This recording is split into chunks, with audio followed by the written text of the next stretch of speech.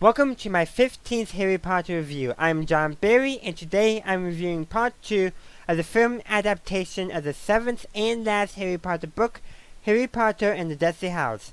Before I continue, if you have not yet seen my review for the book or for part 1, please follow the link in the cards or in the description. And if you have not yet seen my reviews for the rest of the Harry Potter books and films, please follow the playlist in the cards. Also, if you have not yet seen any Harry Potter content, please add this video to your watch later playlist so you can go and actually go and read and watch the books and films, and then you can come back and check out my review. But, simply put, I do encourage you to go and immerse yourself in Harry Potter.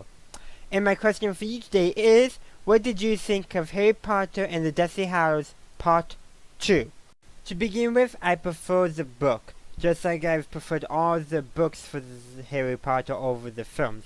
However, in specific regards to the Deathly Hallows, I preferred the first part of the film adaptation rather than part 2, as I thought the filmmakers took more liberties in making part 2 than they did part 1, and they deviated and changed more from the book. But overall, there was nothing too detracting from the film, and nearly every decision made sense from a film and storytelling perspective.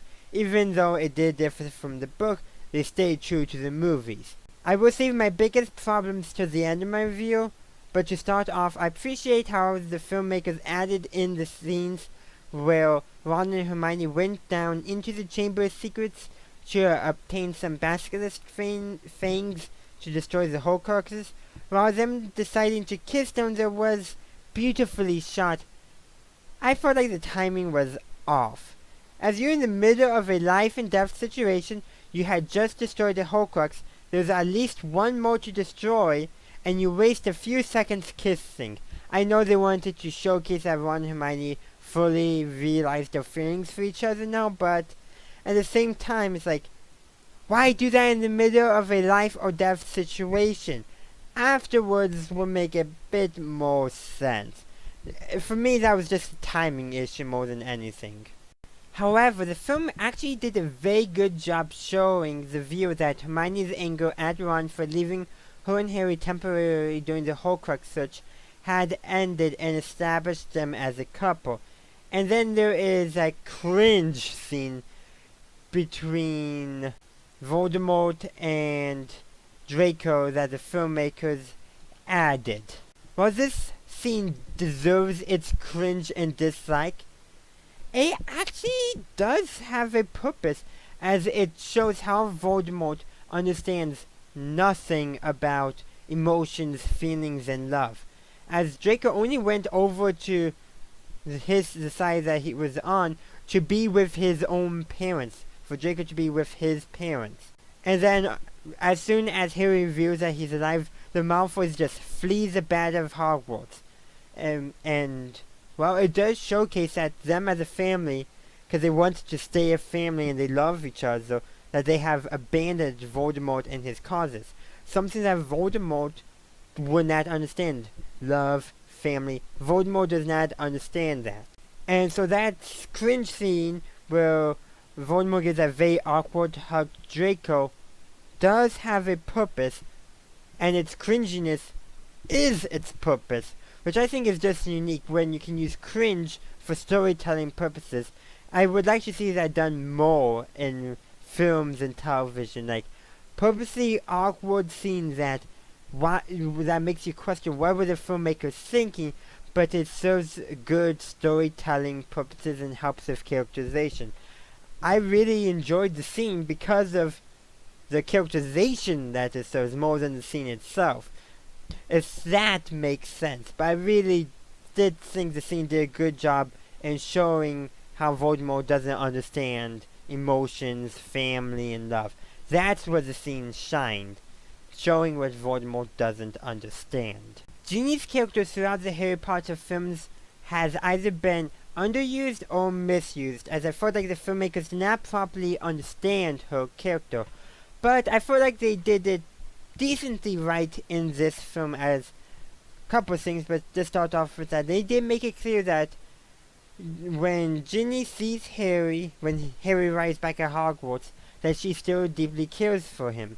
The film has a small and right amount of these moments scattered throughout the film to reinforce the relationship, but thankfully not overused. Additionally, they include plenty of small moments that show Ginny to be more than Harry's love interest, though I wish they had built up to that better, that Ginny is more than just Harry's love interest. They needed to build up to it better, and I wish they had one or two scenes, at least one scene that showcased it in the film. Unfortunately, they did not. The film's interpretation of when Voldemort announces that Harry is dead is done very well in regards to how each side reacted. To put it simply, the Death Eaters laughed. That's how I kind of think they would behave no matter what. They're vindictive, cruel, and of course they would laugh at their enemy's misfortune. Moving away from the Death Eaters, as the book stated, Harry found Ron's, Hermione's, and Ginny's cries worst of all. I felt like it was a smart choice to have Ginny be the one the film focuses on, because Ron and Hermione can comfort each other, but who does Ginny have? Yes, she has her brothers and parents, but she's already lost one of her brothers. And while family can be of great comfort, there is something different about a romantic love interest. And that would have been Harry if Harry wasn't pretending to be dead to fool the Death Eaters. Something to think about, and I'm going to let you guys speculate in regards to this scene a little bit.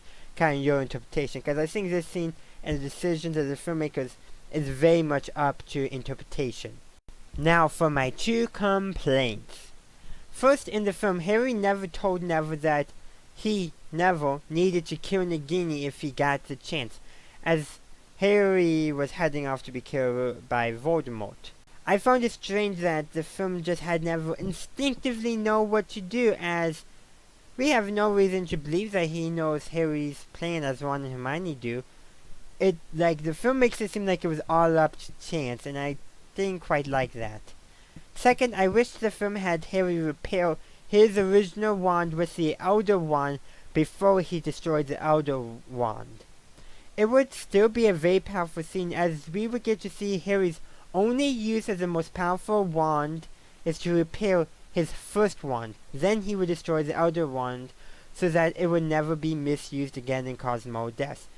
This would effectively combine the two scenes from both the adaptation and the book, and I think it would have made a more powerful scene and be an improvement actually on a scene from the book, which is kind of hard to do for any adaptation as a whole, but they might have actually been able to manage that if they have combined these 2 scenes together. As for the epilogue in the film, I have really no huge complaints about it, as it accomplished its goals much the same as the book. However, I do think the book had it in a more powerful way of delivery. Also, I would have liked some vocal mention of Remus's son Ted in the epilogue. That I think would have really helped the film. Just a small complaint there. But a complaint about the films as a whole, I mean all the films, especially as we got to the later films. Sometimes I could hear the dialogue no problem, but other times it was extremely difficult, and I felt like certain films it was harder than others. And the lighting got darker as the series progressed, and at times it made it very difficult to see what was going on in the scene. Yes, I understand that yet you want to darken some scenes to reflect the darker tone, but there's something to be said about still making sure you can see what's going on. If you can't see, that's a problem. However, this film did not really suffer from the lighting problem as much as part 1 surely did. That concludes my review of the film adaptation of Harry Potter and the Deathly Hallows. The second part, I should say, of that film adaptation. To summarize, while the film adaptation is decently good, I still prefer the original book. And that also is concluding my series of reviews on the Harry Potter books and films. So time to move on to the Fantastic Beasts films and the supplemental books as well. If you enjoyed my review, please like the video and subscribe to my channel for future content. And if you actually want to be notified by YouTube of when my reviews come out and any other video I post to this channel, please ring the bell icon down below. Also, do consider following me on social media and supporting me on Patreon for extra and early content such as scripts. Thank you for watching, and as always, have a good day, a good night, wherever you are. Have a good one.